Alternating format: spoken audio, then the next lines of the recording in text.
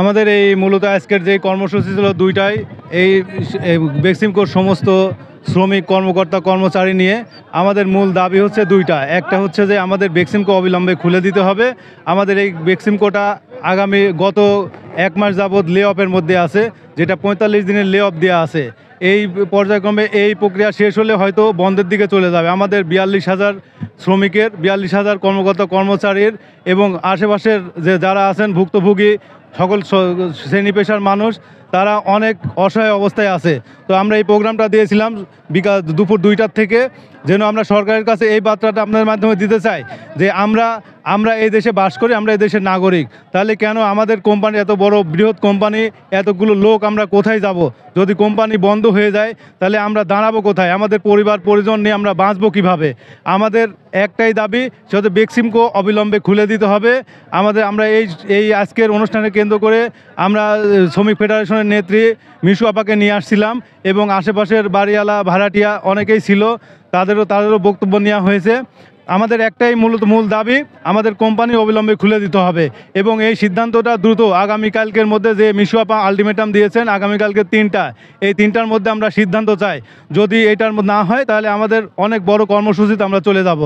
আসলে আমাদের কোনো কথা হয় নাই। আমরা গত 5 আগস্টের পর থেকে আমাদের বেক্সিমকোর যে ব্যাংকিং যে লেনদেন, সেটা আমাদের ম্যানেজমেন্টরা, সরকার, ব্যাংক, শ্রম মন্ত্রণালয়, শিল্প মন্ত্রণালয়, তারা কথা বলতেছে। সেটা আমাদের মাধ্যমে আমাদের কাছে কোনো রকম এখন পর্যন্ত কোনো রকম নিউজ আসে নাই। কিন্তু আসলে আমাদের আজকের যে কর্মসূচিটা ছিল, এটা আমাদের আজকের একদিনের কর্মসূচি না। আমরা গত 14 জানুয়ারি আমরা একটা মানববন্ধন কর্মসূচি করেছি। সেই মানববন্ধনে আমরা বলছিলাম যে আমাদের যদি মানববন্ধন থেকে যদি সরকার আমাদের কোনো দাবি না মানে, তাহলে আমরা আমাদের একটা কর্মসূচি দেবো। সেই কর্মসূচি অনুযায়ী আজকে আমাদের এই গণসমাবেশ। আর আজকে এই গণসমাবেশ শুধুমাত্র আমাদের শ্রমিক জনতা ছিল না, আমাদের স্থানীয় বাড়িওয়ালা, দোকানদার, অটোওয়ালা থেকে শুরু করে সবাই ছিল।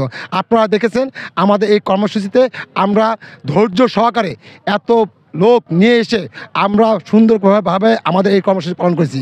এই ক্ষেত্রে আমাদের মিশু আপা শ্রমিক ফেডারেশনের একজন নেত্রী ছিলেন এবং আমাদের পশ্চিমবঙ্গ ইন্ডাস্ট্রিয়াল পার্কের সকল ফ্যাক্টরি খুলে দিন। এই প্রেক্ষিতে আগামীকাল 3টার মধ্যে যদি আমাদের দাবি মানা না হয়, তাহলে আমরা কমপ্লিট শাটডাউনে যাব। আমাদের এখান থেকেই ঘোষণা হয়ে গেছে অলরেডি যে আমরা শুধুমাত্র শ্রমিক কর্মকর্তা না, আশপাশে যারা স্থানীয় বাড়িওয়ালা আছে সবাই আমাদের আশা করি যে আজকে জনসমুদ্রে এটাই দাবি না মানা হয়, তাহলে আমাদের যে কমপ্লিট শাটডাউন, আমাদের সাথে শুধু আমরা নয়, বাংলাদেশ সেনাবাহিনী, বাংলাদেশ পুলিশ, আইন শৃঙ্খলা সবাই আমাদেরকে সম্মতি জ্ঞাপন করবে ইনশাল্লাহ।